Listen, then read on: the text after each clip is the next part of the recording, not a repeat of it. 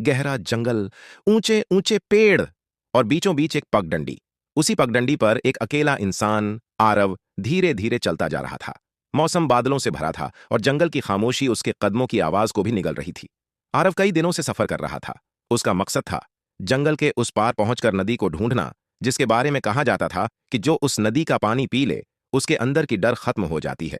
चलते चलते हवा तेज होने लगी, पेड़ झूमने लगे, जमीन पर सूखे पत्ते उड़कर उसके पैरों से टकराने लगे।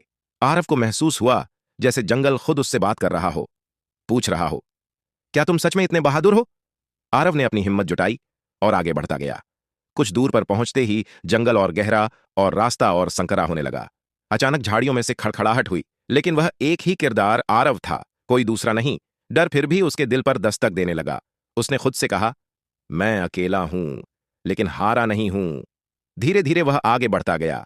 चलते चलते उसे हवा में नमी महसूस होने लगी, पेड़ों के बीच हल्की सी ठंडक आने लगी और फिर दूर से पानी की बहती धारा की मधुर आवाज। आरव की आंखें चमक उठीं। वह तेज कदमों से आगे बढ़ा, झाड़ियों को हटाया और देखा एक चौड़ी चमकदार शांत नदी उसके सामने थी। नदी बिल्कुल नीली थी, जैसे उसमें पूरा आसमान उतर आया हो। आसपास कोई इंसान नहीं, कोई जानवर नहीं, बस वह अकेला और विशाल नदी। आरव नदी के किनारे बैठ गया। उसने अपने हाथ में पानी लिया। पानी बेहद ठंडा, लेकिन दिल को सुकून देने वाला। वह बोला, मैंने इस जंगल से लड़कर नहीं, बल्कि खुद से लड़कर यहां तक का सफर पूरा किया है।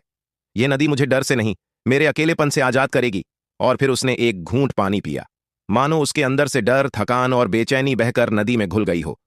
हवा अब शांत थी, पेड़ भी स्थिर, पूरा जंगल मानो उसकी बहादुरी की सराहना कर रहा हो। आरव खड़ा हुआ, दूर बहती नदी को देखा और मुस्कुराया।